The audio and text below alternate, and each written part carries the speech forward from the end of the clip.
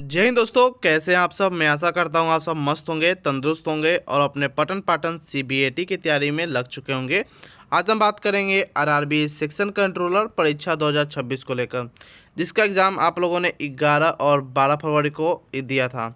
हालांकि एग्ज़ाम देने के बाद आंसर की भी जारी कर दिया गया है और आंसर किया जारी होना लगभग 1 मंथ हो रहा है, लेकिन अभी तक रिजल्ट का कुछ अता पता नहीं है। अब बच्चों के मन में एक डाउट आती है कि हमारा रिजल्ट कब तक देखने को मिलेगा। सीबीएटी के लिए सेफ स्कोर क्या रहने वाला रहेगा, सीबीएटी वाले कितने नंबर वाले ऐसे कैंडिडेट हैं जो सीबीएटी की तैयारी करेंगे। और बात करें अगर 6 जोन के कट ऑफ, तो जो सबसे अधिक कौन सा जोन डेंजर जोन रहने वाला है, जिसका कट ऑफ काफ़ी ज़्यादा रहने वाला है, इसके बारे में बात करेंगे। हो सकता है तो आज आपका परिणाम भी जारी होने की पूर्णतः संभावना बन रही है कि आज आपका शाम तक परिणाम भी जारी होने की संभावना बढ़ रही है। 2 शिफ्टों में 3 अंकों तक बोनस अंक मिलेगी। बात करेंगे किन किन शिफ्टों में कितना प्रश्नों पर आपत्ति दर्ज कराई गई है, इसके बारे में जानेंगे। Male female zone wise cut off के बारे में जानेंगे।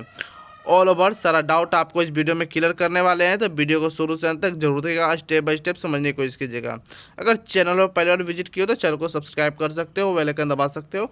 आरआरबी सेक्शन कंट्रोलर जो है कोई भी जानकारी आएगी तो सबसे पहले आपको इसी चैनल पर देखने को मिलेगी।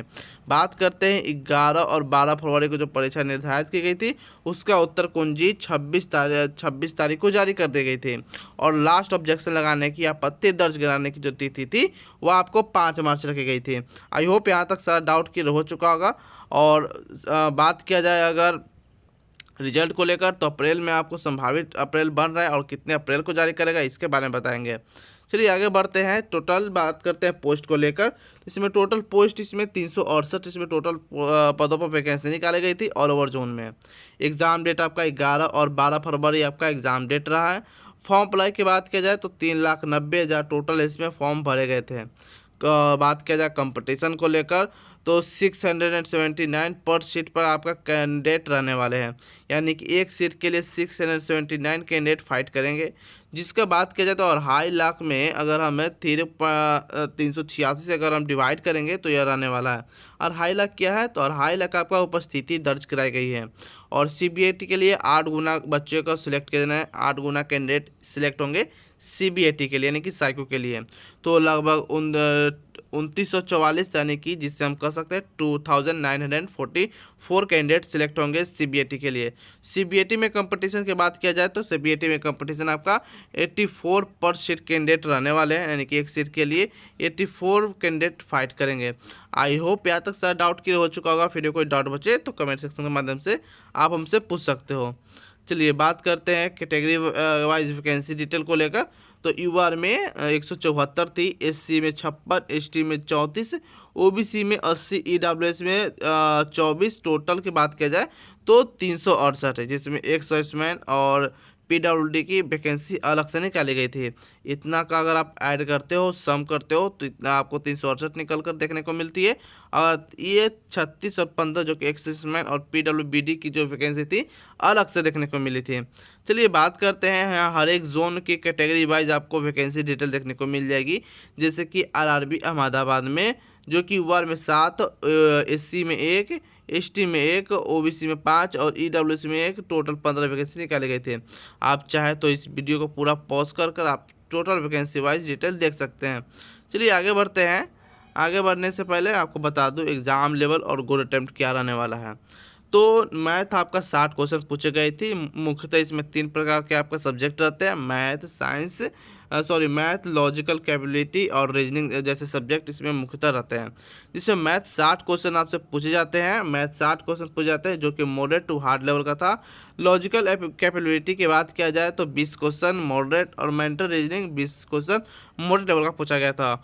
ऑल ओवर आपका बात किया जाए नंबर ऑफ क्वेश्चन को लेकर, तो 100 मार्क्स का आपका क्वेश्चन रहा, यानी कि 100 क्वेश्चन 100 मार्क्स का आपका क्वेश्चन रहा।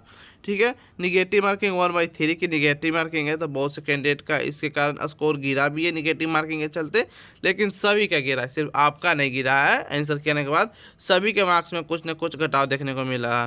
हालांकि आपका एग्ज़ाम का लेवल काफ़ी मॉडरेट पूछा गया था, मॉडरेट मॉडरेट लेवल का आपका एग्ज़ाम था, लेकिन कुछ कैंडिडेट का कहना है कि एग्ज़ाम मॉडरेट टू हार्ड है। तो देखिए इसमें सबका ओपिनियन अलग अलग देखने को मिल सकता है, तो टेंशन लेने की कोई ज़रूरत नहीं है। ठीक है, आगे बात करते हैं सिलेक्शन प्रोसेस के बारे में जानेंगे। तो सिलेक्शन प्रोसेस में आपको देखिए वेटेज में सबसे पहले आपको बता दूं 70 और 30 का फैक्टर जनरल जैसे कि आपको एलपी में देखने को मिलती है।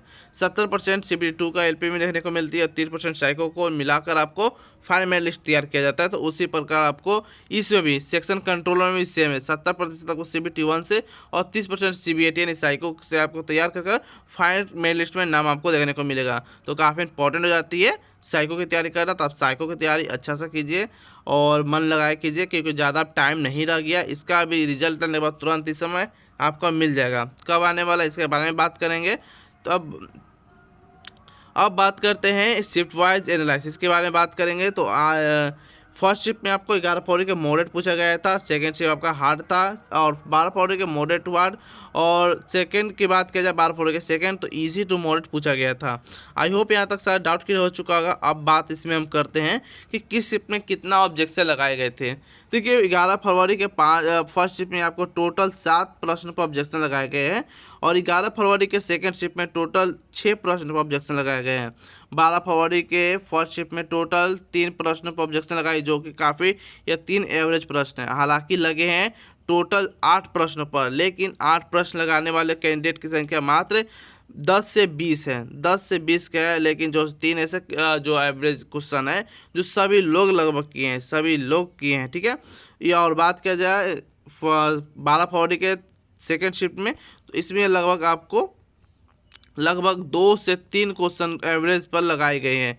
यानी कि सभी शिफ्ट में अगर बात किया जाए तो 2 से 3 नंबर बढ़ने की चांस बनती है। ठीक है, और बात किया जाए 6 और 7 जो आपको फर्स्ट एंड सेकंड शिफ्ट में लगी है 11 फरवरी को, इसमें भी आपको अगर सही हुई तो 5 से 6 नंबर इसमें भी भरने की चांस है, लेकिन सही होना चाहिए। ऑब्जेक्शन तो बहुत से कैंडिडेट है ऑब्जेक्शन बहुत से प्रश्न पर लगाते हैं कि कोई ना कोई तुक्का में सही हो जाए, तो ऐसा नहीं होता है। लेकिन जो विभाग जो अच्छा करेगा वो अपने लिए और सभी के लिए अच्छा करता है। चलिए बात करते हैं कुछ बच्चों का, कुछ कैंडिडेट का इसमें सवाल था कि पिछले वीडियो में के प्रश्न पूछे थे। तो OBC 83 Mumbai any chance, OBC है 83 है, ठीक है, आपका चांस 100% बनता है। आप CBAT की तैयारी कर सकते हो। ठीक है, बात करते हैं 88.34 मालदा जोन एनी चांस, हाँ ठीक है, आपका अभी होने की पूरी संभावना है, तो आप कर सकते हो। आप तैयारी CBAT के साइको की तैयारी कर सकते हो।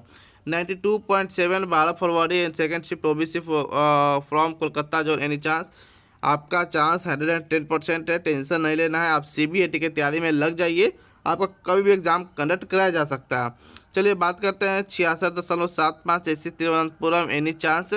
देखिए बात किया जाए 66 SC तिरुवनंतपुरम, पहले कि आप तिरुवनंतपुरम यानी कि ग्रीन जोन में है और 66 है और SC से है, तो आपका अभी चांस बन रहा है, टेंशन नहीं लेना है। आपका भी कोई क्वेश्चन हो तो आप कमेंट के माध्यम से हमसे पूछ सकते हो।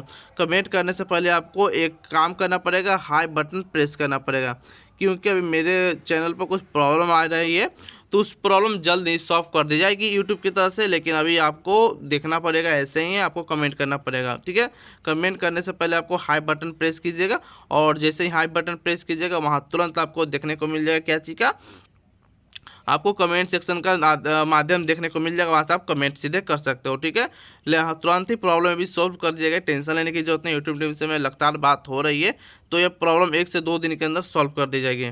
चलिए बात करते हैं 87.02 OBC अजमेर 11 चांस है। ठीक है, चांस आपका ही बन रहा है, टेंशन लेने की जरूरत नहीं, आप लोग का काफ़ी अच्छा मार्क्स है। आप देखिए मॉडरेट लेवल का पेपर हुआ है, काफ़ी सभी का ठीक ठाक मार्क्स आया है। अहमदाबाद की बात किया जाए तो 82 यानी चांस आपका बना है, टेंशन लेने की कोई ज़रूरत नहीं है।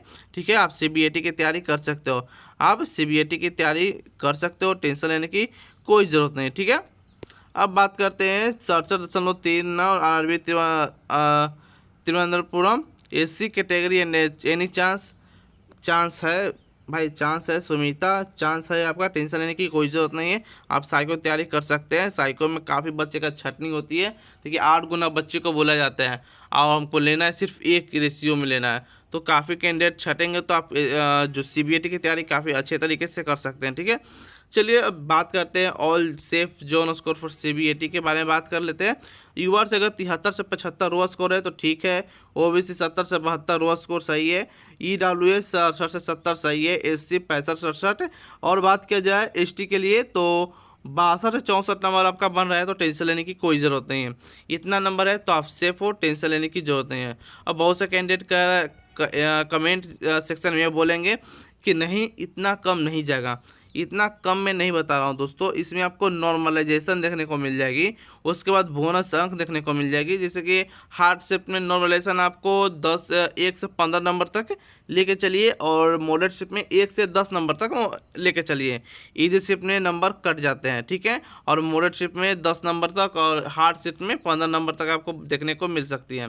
तो 10 नंबर एवरेज लेके चलते हैं तो 75 10 85, और 2 से 3 या 4 नंबर तक आप बोनस अंक लेकर चल सकते हैं। तो हर एक शिफ्ट में 3 एवरेज बोनस अंक आपको देखने को मिलेंगे, तो 85 या 3 88, तो कट ऑफ आपका ठीक ठाक चला जाएगा। तो इतना आपका रो स्कोर होना चाहिए, इतना आपका रो स्कोर होना चाहिए, इससे कम रो स्कोर नहीं होना चाहिए यूआर के लिए, OBC के लिए, EWS के लिए, SC ST के लिए। ठीक है, इतना के अप्रॉक्स में है तो आप CBAT की तैयारी कर सकते हो।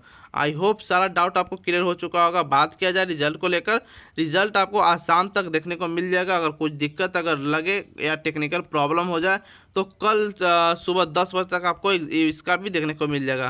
तो और भी इन्फॉर्मेटिव वीडियो के लिए आप हमारे चैनल को सब्सक्राइब कर सकते हो, बेल आइकन दबा सकते हो। कोई भी रिजल्ट के रिगार्डिंग कुछ भी नोटिस निकलेगी या रिजल्ट लिंक एक्टिव होगी तो सबसे पहले आपको इसी चैनल पर देखने को मिलेगी। तो फिर मिलते हैं कोई और इन्फॉर्मेटिव वीडियो में, तब तक के लिए जय हिंद जय भारत दोस्तों।